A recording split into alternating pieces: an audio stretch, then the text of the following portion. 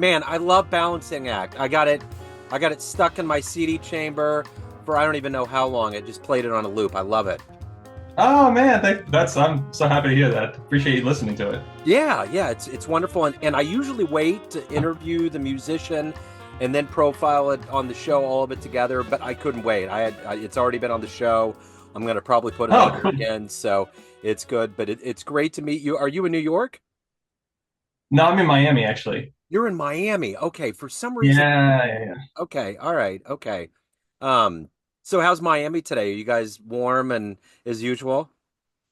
Yeah, I was gonna say, well, for us it's cold. I was like, I kind of had like a little hoodie on when I was practicing earlier this morning, but it's not actually that cold. Okay, It's like sunny and like 73 degrees or four. It's okay. which is Miami is pretty cool. It's pretty cold, but now it's all the nice weather when people actually want to come down here. So now we'll have like floods of people coming down to South Florida and Southwest Florida like December, January, and it gets like population increases, like it like doubles. Everyone, all the snowbirds come down basically after the holidays, either after Thanksgiving or after Christmas normally. Gotcha. That makes sense. Yeah, we're Yeah, yeah, nice. here in Kansas City. We're at 19 degrees right now, so it's a Whew. different story. Yeah. Wow. But it's weird because it was 50 something yesterday. So it was like this weird window of being nice. And then all of a sudden today, it's like, sorry, we're going back down. So, No. but man, it's great to meet you. I'm looking forward to getting into the album, your world of music. So thank you for taking a minute out for Neon Jazz. Yeah, no, thank you for having me. I really appreciate it. I appreciate Yeah, your time. you bet. So let's get into Balancing Act. What was kind of the overarching vision of making this album? Well, the overarching vision, I talk about a little in my liner note. I wrote out like I did old school, like I printed CDs and wrote liner notes and stuff. Yeah. And the overarching kind of thing was, I mean, kind of in the title, like that's the title track. So there's a tune called Balancing Act that I wrote. But then after I wrote that tune, I thought that would be a good theme for the whole album, because it had been something I had been putting together for many years. I'd been kind of paranoid about putting an album out. I wanted it to be perfect. And so I started like writing all this music before the pandemic, and then during the pandemic, I kind of stopped writing, and started teaching online a lot. And then after the pandemic, I started performing a lot more and writing more. And so they're like the theme, the balance theme, kind of comes in like a lot of different forms in the album. So one is the the songs, like some of them it's like a balance of like older songs and newer songs, but also basically the overall theme was came from just sort of my personal life, and something that probably everybody can relate to is just trying to balance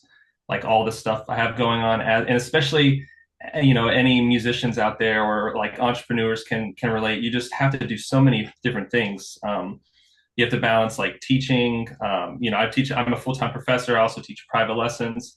But I get like I'm a resident artist at a performing arts center. I do a concert series there. I play like gigs as sidemen, and I have all these different work kind of things, like creative outlets that I'm trying to balance, and writing and practicing and performing, but then also your personal life and social life and your health and everything. Like I got married 2.5 years ago. My wife and I just bought a house this year. And so just, it was like, I was so busy, which, as a musician can be a good thing. I mean, it is a good thing, right? To be working.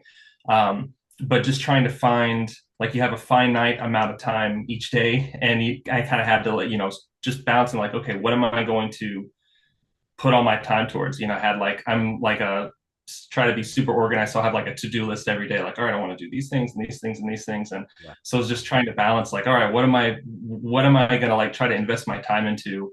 Like what things long-term or like this coming year do I want to see grow or hopefully improve? And so like, I need to make sure to dedicate time to that. And, but keep in mind, okay, I need to also, I'm not a robot. I have to have some kind of personal life and outside of just working all the time. And so the theme for Balancing Act really came out of that, because I got out of the pandemic. I was very busy, just kind of I was doing one thing. I was like teaching a lot online. I was teaching adjunct to like 3 or 4 universities and private lessons.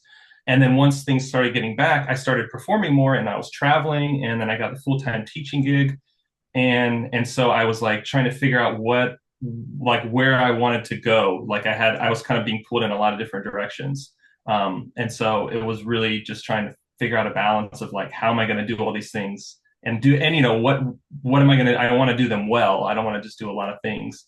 And so just a balance of like putting all that together and having sort of a, a functional life and and balancing all the responsibilities and performing and stuff that I was doing. So talk to me a little bit about, you mentioned the pandemic, you mentioned COVID. What kind of, because that was such a big deal for musicians and it affected so many things. How has that ripple in the pond affected what you do today? How has it changed the way that you do things, all of these things that you're balancing? Well, it really got me. So that I would say during the pandemic, I was doing a lot, like I mentioned, a lot more teaching than I had been, and also obviously teaching everything online. Which before then, I never had thought to do a piano lesson like on my computer before. And now, even now, I have students that live in like Nebraska or like across the state of Florida or like across the country or whatever. It's still today, so I that the sort of the silver lining is that I found like different outlets of like connecting with people and doing music and things like that, like collaborating with people and recording and whatnot remotely, mostly with the teaching online lessons. Like almost all my lessons are on Zoom now, except for a few, because I'm in Miami and traffic is just terrible. So even people that live in Miami, it's like, instead of driving an hour to get here and an hour back, we just do it on Zoom. But I started teaching a lot more. I just recently earned my doctorate before the pandemic in 2018. I got my doctorate and I started teaching adjunct like a few classes. And then during the pandemic, I started teaching a bunch. And so that I think out of that experience, now I was able to get like a full time teaching gig at Florida Memorial University. So that like the educational type of academic stuff, I that was sort of my focus during the pandemic because there weren't really any options to perform. Yeah. But then out of that, coming out of the pandemic, I started, before then I was performing a lot. I was doing a lot of like original music and stuff. But then out of the pandemic, I started I would book like every like twice a year I'd book like a tour basically, and I'd have like a theme, because I'd have to sell tickets and stuff. And coming out of the pandemic, like there weren't as many just like local gigs and stuff, so I was trying to do more shows, and booking a lot more far in advance. And then I started connecting with other musicians like out of town that had kind of these like concert series, so I started traveling a lot more.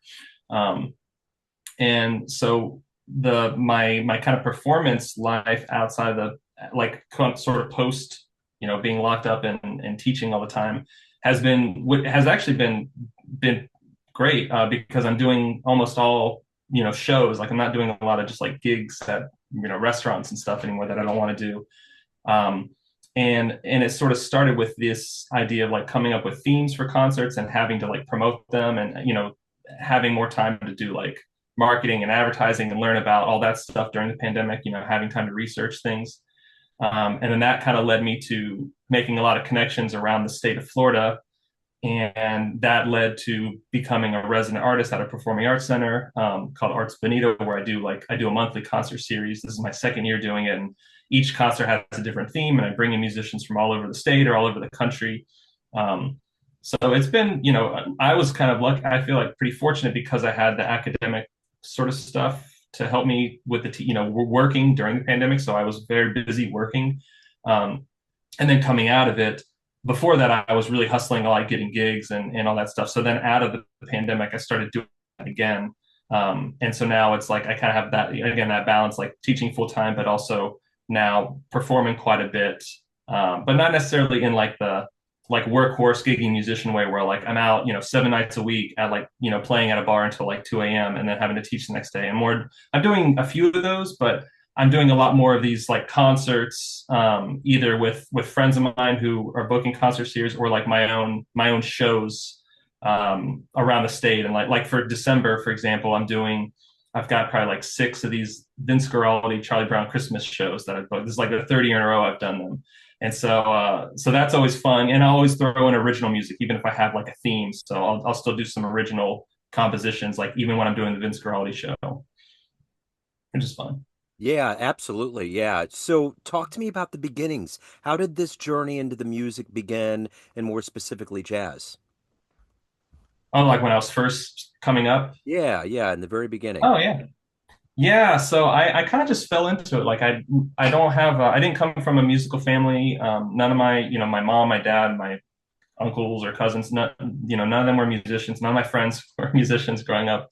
I grew up way out in the country, kind of like on a little farm in this little town called Sopchoppy, Florida, which is in the Panhandle. So we had like 16 acres, and I have a younger sister, Sarah. She's a year younger than me, and she just randomly, I think, just wanted to take piano lessons. And so I'd ask my mom, if I was like, hey, can I try it too? Just out of curiosity. And then so I just started taking piano lessons, and I liked it. I liked practicing. I thought I was okay at it, and just kind of stuck with that. It was never something like I didn't go to performing arts high school or middle school. My music and my kind of school were always separate. So I had like kind of piano lessons out, like it was always extracurricular. I wasn't like in band or anything like that in middle school or high school. I was in the jazz band for 2 years in high school, which was fun.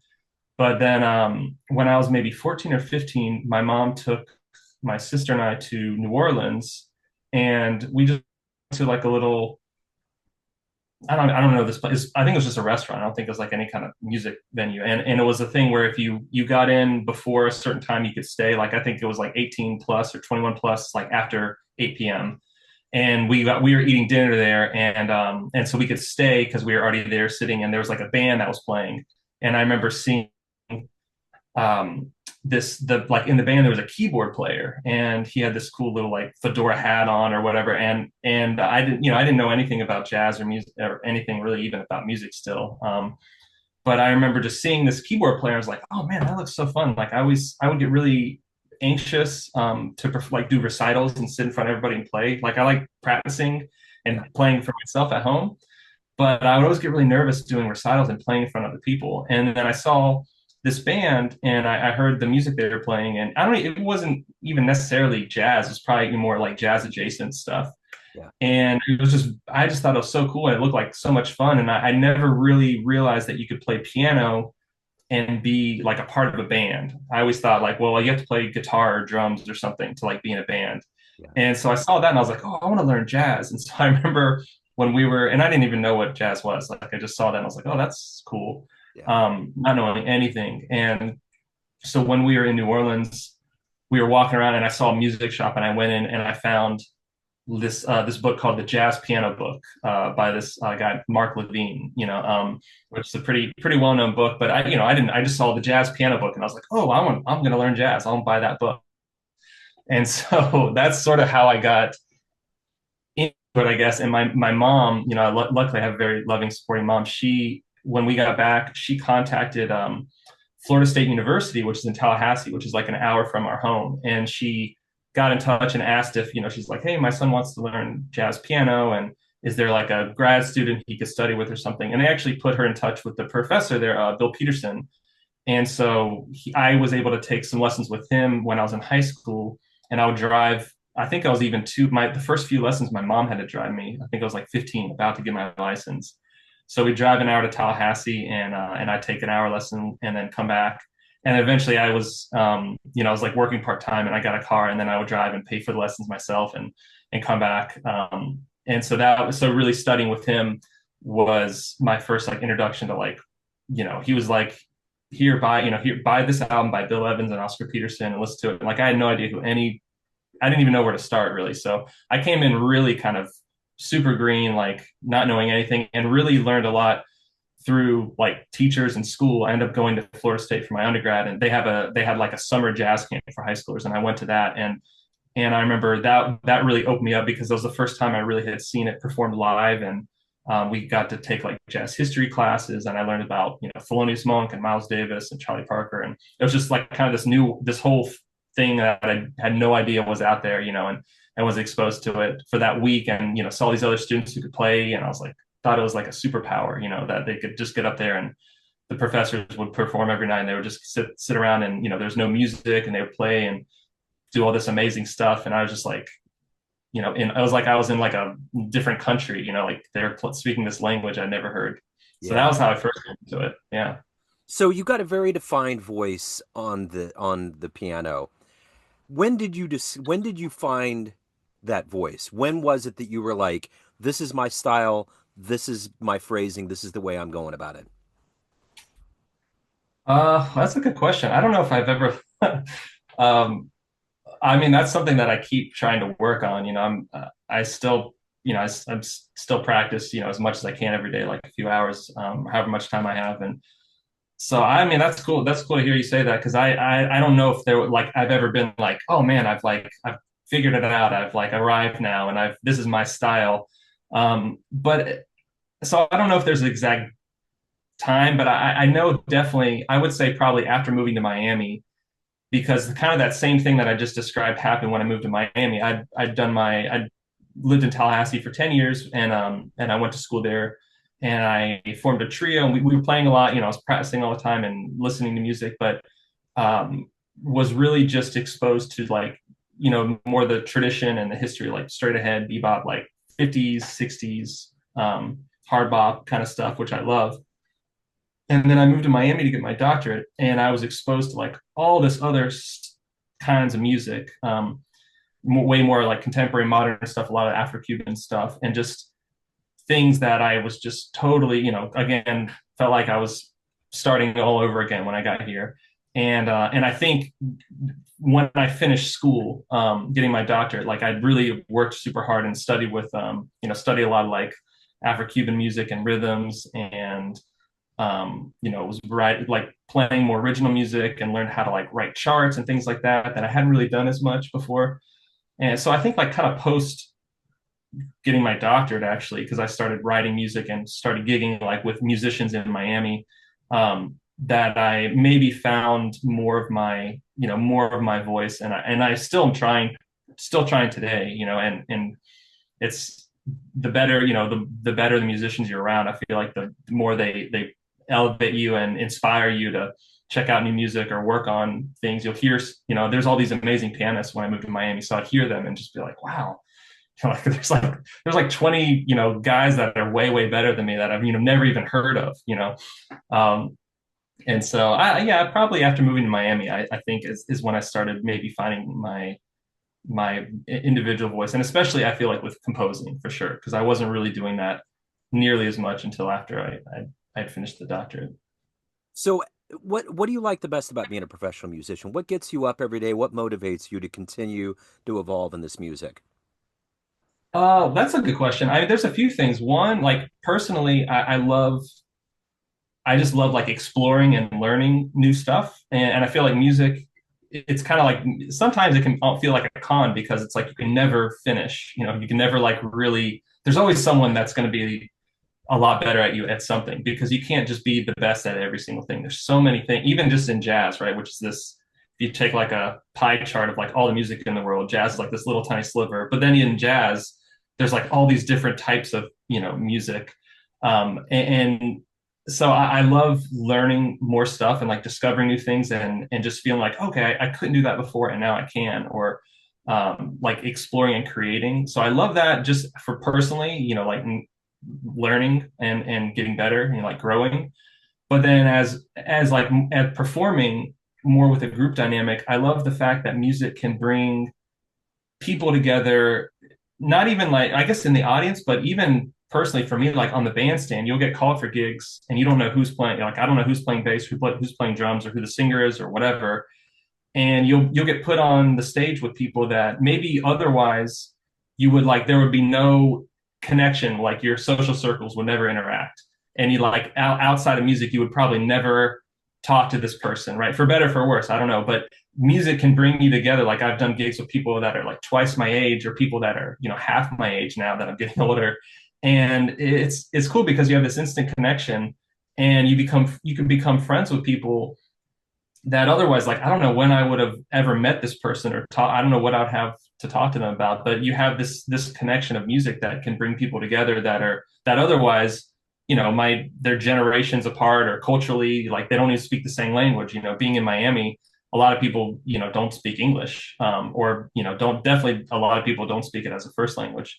But I've got a lot of friends, made a lot of musician friends from like other cultures and other countries and things like that. And so that's very cool. And then also, I think just, bringing the kind of larger scale, how as a performer, you can, in the band, you can bring people together, like the audience, and take them on this kind of journey, and hopefully this like enrich people's lives like in a positive way with music. Because I think most people who get into music at some point or other, you do it because you love it, or it really enhanced your life in a positive way. And so it's really cool when I have the opportunity to do things, and I feel like that maybe I was able to do that for somebody else, either through performance or like as a mentor, as a teacher, or whatever, just using music as this tool to like make people's lives better. So at the end of the day, Zach, everyone has a perception of you, family, friends, students, fans, but you run the show. What's your perception of you? Who do you think you are? Oh, jeez. These hard hitting questions. I don't, I mean, again, it's like I have like all these, I feel like throughout my life, I've kind of not compartmentalized things, but like I have, okay, like I'm a teacher and then I'm a performer, and, I've got my non-musician friends. But, I mean, now that I'm getting older, yeah, I feel like, I have different identities, I feel like, with different people, because people who I grew up with and my family, I'm just like Zach, it's like, yeah, he plays piano. It's like they're not really, but then I have, at my university, everyone calls me Dr. B, Dr. Bartholomew. My last name's long. So I'm Dr. B, for them. And, but for myself, again, I like to learn. I would like to think that I'm hopefully, to some people, like a mentor and like a positive influence for like my students. But then who the question was, who am I, right? Or what Yeah, was yeah. this? What Like is your perception of you? Yeah. my perception of me. Well, my perception of me is that, I work very hard. Like I'm very passionate about things that I do, inside music and outside music. That I think one thing that I do think about myself, that I learned from, I think from mostly from my dad, but is just like work ethic, and really trying to be consistent, not hopefully not taking things for granted. Um, because I know I feel very privileged to be able to do music for a living. I know it's, not many people do, and it's very, very hard to make a living, playing only music. But I'm also very grateful to do it. Like I say sometimes in my show, like it's also hard to like work out in the Florida sun for like 15 hours, doing physical labor. And so, I feel very like blessed and like grateful to be able to do music. So my perception of myself is like I'm a hard worker. Um, I'm always trying to learn and get better, and hopefully also, am kind and compassionate. Hopefully, the people. I don't know. It's weird to try to say stuff about myself, but hopefully, if you to talk to some people, they would have some hopefully nice things to say. Where I'm easy, hopefully as a band leader and as a teacher, like easygoing and encouraging and positive, but So if any, always, growing. yeah, for sure. So if anyone out there wants to pick up a copy of Balancing Act or catch you live, where's the best Yeah. place to do that? Yeah. So my website, is zacharybartholomew.com. So it's just my name, zacharybartholomew.com. I've got my album, so I've got it on there. You can download it.